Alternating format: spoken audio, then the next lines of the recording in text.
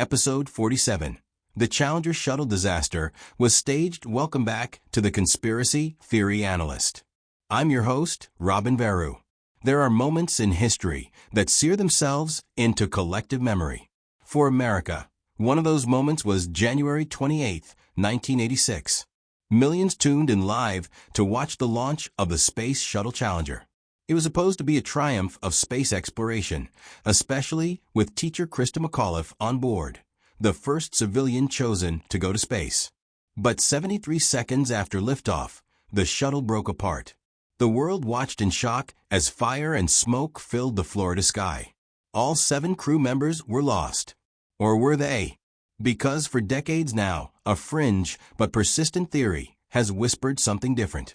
That the Challenger disaster wasn't what it seemed. That perhaps it was staged. That maybe the astronauts never died at all. It's a theory that sits at the uncomfortable intersection of tragedy, skepticism, and mistrust of authority.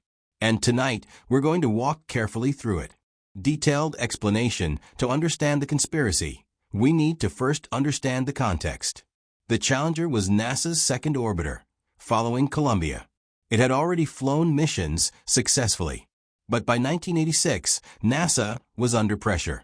Budgets were strained, expectations were high, and the agency wanted to prove spaceflight could be routine, even ordinary. The Challenger mission, officially STS-51L, was especially high-profile. Christa McAuliffe, a teacher from New Hampshire, was set to become the first teacher in space. The schools across the country tuned in to watch. The disaster that followed was shocking, tragic, and very, very public.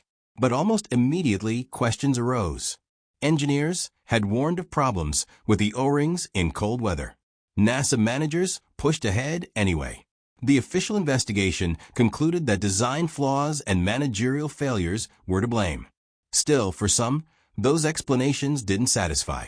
They looked deeper, and what they found fed the theory that something wasn't right. Core elements of the conspiracy, the living astronauts claim perhaps the most famous element. Conspiracy theorists point to individuals who supposedly resemble the Challenger crew, alive and well decades later, sometimes even under the same names. Media control the disaster unfolded on live television, but theorists argue the broadcast was tightly managed, and that we never truly saw the shuttle's full destruction. Motives. Believers suggest NASA staged the disaster to cover up budget failures, shift public attention, or hide deeper secrets about space exploration.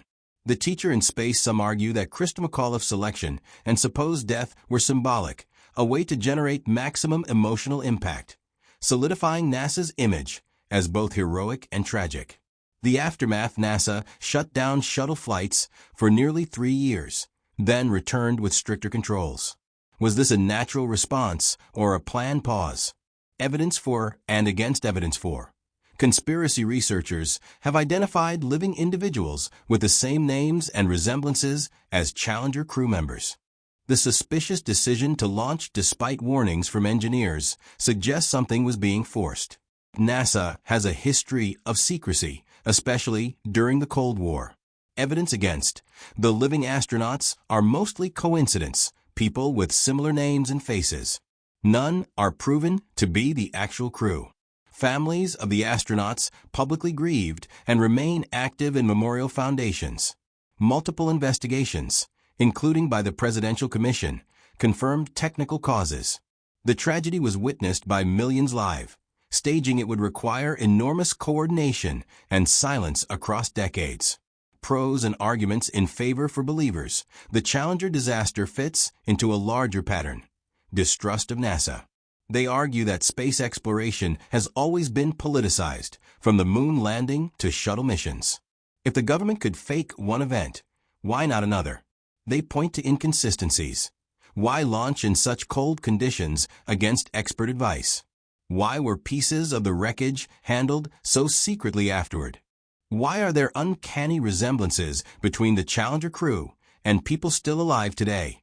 To believers, these are not coincidences, they are signs of deception. Cons and arguments against. Skeptics argue that the Challenger disaster was simply what it appeared to be, a tragic failure of engineering and management. They emphasize that conspiracy theories often arise around traumatic events because people struggle to accept randomness or incompetence as explanations. It feels more comforting, in a strange way, to believe in hidden purpose rather than chaos. They also stress the scale. Staging a live disaster, fooling millions, silencing families and insiders, it would be nearly impossible. People's opinions and viewpoints. The Challenger disaster is still raw in cultural memory.